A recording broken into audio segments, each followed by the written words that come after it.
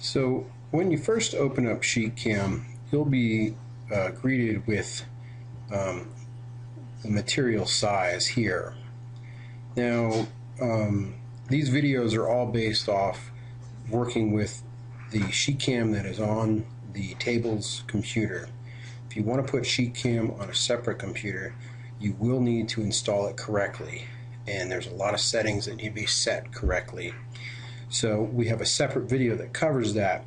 So don't expect to be able to just download sheetcam, pull it up, and have everything look the same. Or for that matter, have it be able to produce G-code that the machine can read. It will not. It will have to have all the parameters set correctly. So basically, when you pull it up, this here is your material size.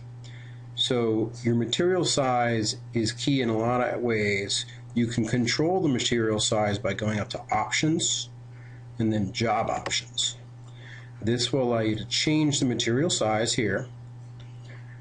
The origin, which we usually keep as the lower left.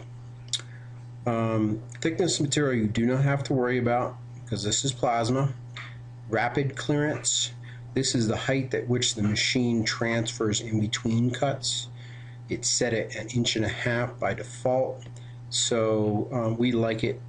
That seems to be a good height to miss most tip-ups.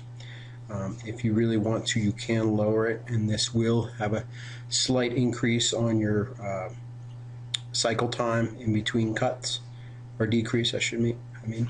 And then height, bottom material, above material does not matter. The plunge safety clearance is set to 1 inch. Now, I want you to understand the key of this is when you watch your machine operate, you will see it drop down from 1.5 inches quickly to 1 inch, and then from the 1 inch it will slow down until it strikes the material. So you really want to have this plunge safety clearance be at 1 inch. Now, if you're always cutting very flat plate, you can decrease this. But if you have plate that has warp in it, what can happen is you may make a cut in an area that's lower, and then when it transfers, it strikes the plate before it reaches the plunge safety clearance. And in doing so, it will incorrectly set the height, and chances are you'll fire right on top of the plate. Usually doesn't happen, but a plunge safety clearance of 1 inch will prevent that from happening. So, but the most important thing here is your material size, that you can change it here. So we'll cancel out of this. So let's start addressing over here on the left side. You have layers, parts, your tools, and operations. Now these operations are also located up here under this operation menu. Okay, in fact, all of these icons up here are basically representations of these different menus up here. Okay. Now, initially utilizing these menus up here will be helpful, as it gives you a more fuller explanation of what each icon means. You got the ability to control this bar around here. You can click and change the order of these. Basically, you can drop one down, however you'd like to set up. You can change the size here. Usually I'll just make it big enough so I can see all my tools. I'll usually decrease the size of the operations down here because I usually use this menu for the operations. And so this gets me able to see all my tools. So let's start by bringing in a part or a DXF file. Okay, so to do that, you're going to go File, Import Drawing. Okay. Now you're going to find this wire mount on your desktop. It's used as one of our test cuts when we set your table up. It will most likely be under a test file on your desktop. So if you import this wire mount, you always want to make sure you're importing DXF files. Okay. On the import, you get to pick your scaling. Most of the time, of course, you're going to be in inches, but you want to pick the appropriate scaling for however you drew the part. Drawing position, generally you leave it at the lower left, and you generally leave these other things unchecked. Use points for drilling we'll use sometimes, but leave it unchecked for now. It will be discussed in a later video. Now, one thing to remember is sheetcam will remember whatever you did last. So if you change any options, the next time you go to bring in a file, they will be set to those different options. So I'm going to click OK. I bring the file in. Now, sheetcam has given me a small warning up here. It says drawing contains overlapping outlines. That means that at some point in this drawing, I had two lines that were laying on top of each other. Now, sheetcam removed them for me. And generally it usually does a pretty good job of this, but that is one thing you have to watch out for. Not always will sheetcam remove an overlapping line, and sometimes it will bring both lines in. It will not know how to cut the object properly. So that's really just how drawing the object properly in CAD. So what we see here is red lines are exterior cuts. The yellow lines are interior cuts, and a white line that represents an open line. So that is just a straight line drawn in CAD. There's no inside or outside to this. By default, sheetcam cuts right on top of these lines. It will pierce at one end and cut and stop. Now, if my perimeter cut or an outside cut, if that showed up white, that would tell me that I had a problem with that cut. Somewhere in my drawing I had a broken line. Either two of my corners didn't meet up, or I had two lines laying on top of each other. Sheetcam wasn't sure which one I wanted to be to cut, so it would bring it in white. That's something to watch out for. Okay, so now you look over here, it shows our one part, and that part has one layer. And that's generally, I recommend when you draw a part, you bring it all in one layer. The way sheetcam works is it cuts one layer at a time. Okay, now let's say, for instance, if these circles were on a different layer, if I drew them on a different layer in my CAD, sheetcam wouldn't know that they were inside. They would show up red, and they would be looked at as being separate objects. I could still cut them, but I would have to create a separate operation to do so. Okay, more on that will be discussed later. So let's say we just want to create an operation and cut these parts out. To do that, go to Operation, Plasma Cut. Now this first screen is the main one you're going to worry about. Okay, all the other screens parameters are generally set and left alone. First, you need to decide your contour method. You have the options of outside offset, inside offset, and no offset. Now if I click, it shows what I'm doing here. So no offset cuts directly on the line. Inside offset cuts on the inside of the object, so it will cut on the inside of red lines and the outside of yellow lines. And outside offset will cut on the outside of red lines and the inside of yellow lines. So generally you're going to be using outside offset for most of your parts. So select outside offset. Now we need to make sure that there's a layer here. Now sometimes sheetcam will pull the default or whichever layer you have up and put it in this box for you. Sometimes it doesn't. It'll leave it blank, and you'll need to click down below and select it. Okay, now that layer could be named different things. It's not always going to be default. It could be 1, 0, whatever the program that drew the DXF chose to call it, or what you chose to call it. Okay, so it's very important you have a layer. So with that layer selected, now we select the tool. Now each tool, okay, there's a long list. Now by default, generally we have the tools for the hypertherm plasma cutting systems. If we are working with a separate plasma, a different brand plasma, we'll most likely, if we can, we'll have imported your settings for you.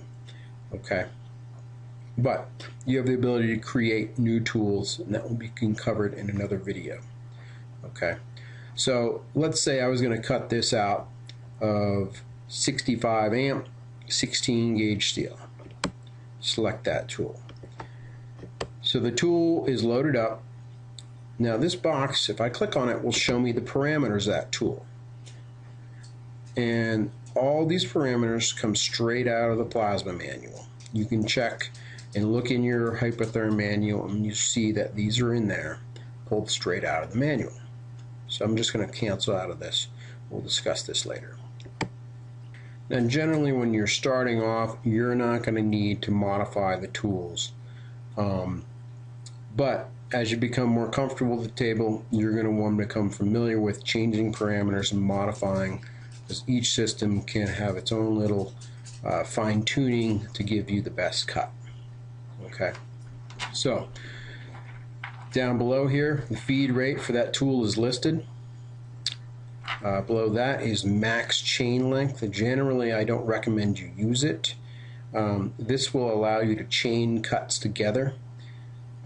It can be helpful for thicker materials, but in general, I prefer not to use it. It has a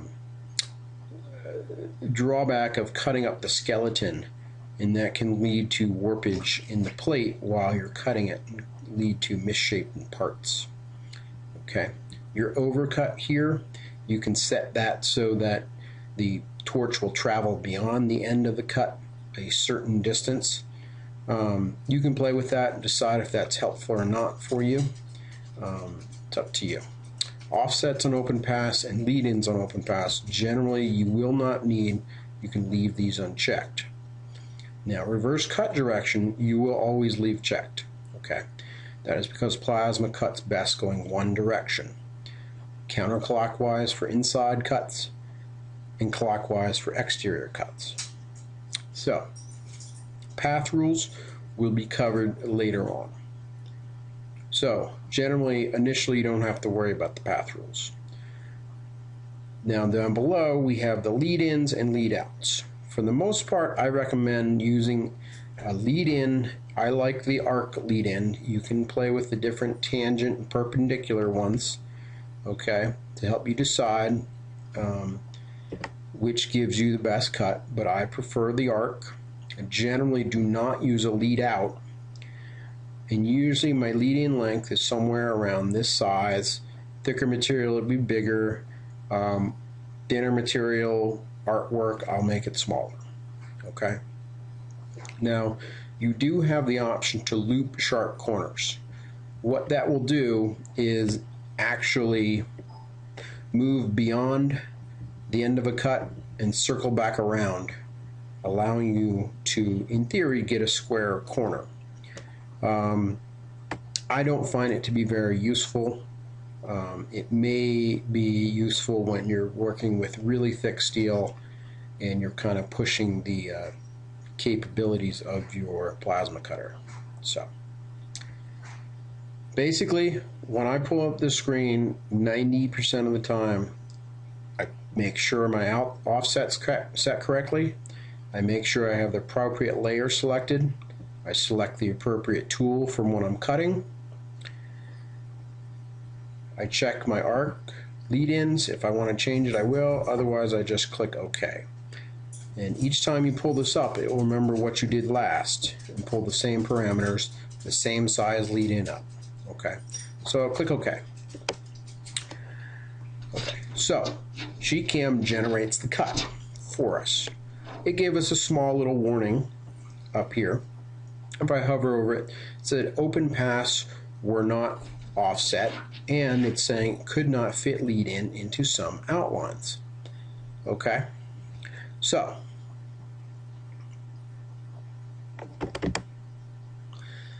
by double clicking on this, it pulls up the parameters of the cut and I can make changes to that.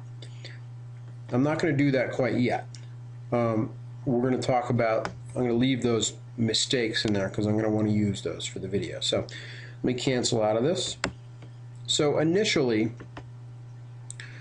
sheetcam has generated the cut. It's showing the true kerf width of the cut here by the dark green. I can control the different aspects of the display by going over here to these icons here, or also going to view. It'll show that I have all of these shown currently.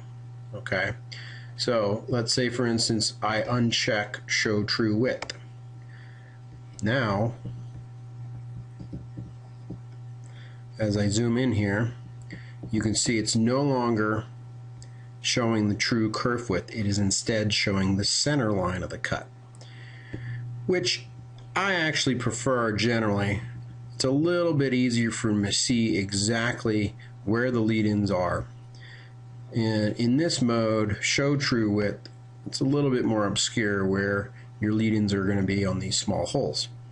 Okay, so but you have the ability to control lots of things. Segment ends, gets rid of the points. You can see that this show path ends. Currently there's only a few path ends right here on the ends of these lines because everything else is a closed object. So if I turn those off, those disappear. You know, it's showing the rapids, it's showing the tool path. So, but these are common mistakes people make in that they accidentally turn some of these off and all of a sudden they can't see their image. There's nothing there. They're wondering, why is my part not there? Why is it blank? Well, it's because these things got turned off by mistake. Okay, something to keep in mind. So basically, sheetcam has decided the order of the cuts, and by default we have it set so it cuts the interior cuts first and then moves on to the exterior cut and then moves on to the next part. Generally that's the best way to leave it. In the event that you have an error or a problem, you end up possibly losing one part but not the whole sheet. Okay, so I would say 90% of the time when I bring files in, I generate an operation and I let sheetcam decide the order of the cuts and where the start points are going to be, and then I let it be. Generally I will not mess with a whole lot of fine-tuning, especially when we're looking at CAD drawn parts like this one. Now art parts, pictures, designs, they're different. We'll be discussing those later. Okay, so once you've generated a cut, if all you want to do is cut this part out just the way it is, your final thing you need to do is to run the post processor. If I run the post processor and save it,